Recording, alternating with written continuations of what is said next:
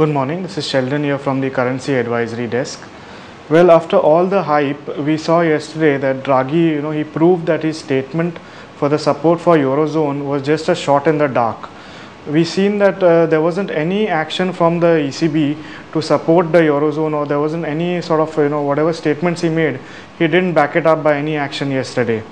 We saw the euro, from an intraday high of around 1.2401, the euro plunged to 1.2134. Now this was a huge fall because the markets had all built up a lot of expectations that since Draghi has made such statements, he would probably deliver something, especially after the Fed, the Fed session what happened, and zero action from the Fed itself.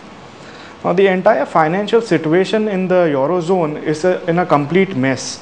If we look at it, it's completely, it's a vicious circle wherein the Eurozone gets money from probably the ECB, wherein the bonds are purchased by ECB and they issue some money to the Eurozone. Now this money gets diverted to the EFSF, which is the bailout fund, and which is nearly bankrupt. There is not much money left with the EFSF after all the bailouts that they have done.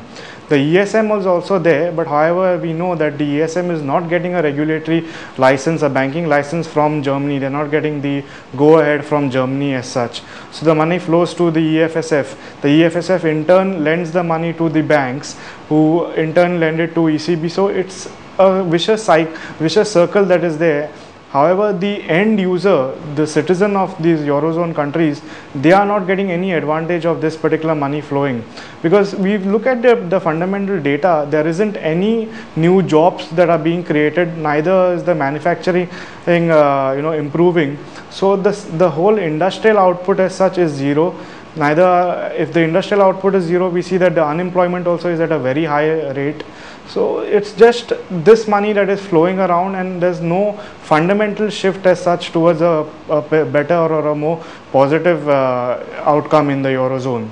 Now basis this, we expect the euro to fall further. In fact, we see that it has a strong support at around 1.20 levels, internationally that is. Now, if it breaks the 1.20, there's nothing to stop it from falling to around 1.16 levels. Looking at the dollar index, the dollar index is up at 83.41.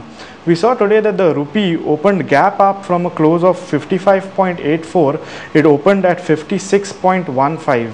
Now this is a huge gap up, around 30 paise plus, and we expect this momentum to continue. Why we expect that? Well, probably because one of the reasons is since there's no action from any of the major central bankers. Secondly, we also see that there will be a lot of demand for dollars from the oil importers as they have to make their payments in this week. So that will be driving the dollar up. We recommend a buy for the rupee at current levels. And for the euro, well, I don't even have to state it. It looks weak internationally. However, since the dollar will give it a support in rupee terms, we expect that the euro will not move up that much. But since the dollar is appreciating, it will move up a little bit. The pound is also showing a bearish trend, but it's getting the similar support that the euro is getting in rupee terms from the dollar. We're looking at the yen. Well, the yen has rallied on the back of the yesterday's news, and we expect it to strengthen further to around 77.50 levels. Now, once it reaches this mark, probably we'll see some sort of intervention from Bank of Japan, because as we know that a strong yen is bad for the Japanese economy. The exports get hit ultimately. So we expect the Bank of Japan to probably do some verbal intervention, which is what they have been doing for the past so many sessions. In rupee terms, we are also bullish about the yen, and we recommend a buy from current levels. Looking at the technical levels for today, the dollar, well, it has a strong support at around 55.85, and on the upward, it has a resistance at around 56.43 levels. For the yen, the strong support is there at around 71.1 on the downside, and on the upside we see a resistance of around 70.22 levels. If it breaks this resistance, we are confident that it will go to around 72.50 or so. For the euro, we see that the support is at around 67.74 levels, and on the upward movement we see that there is a resistance at around 69 levels as such.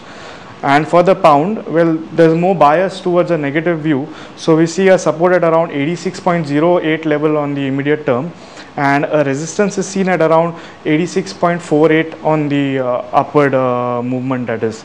So we are bearish on the pound. We are bearish that the pound will definitely give back some of its gains, or it will see some much more lower lows as such in the technical trading side. So that's it for today. Thank you.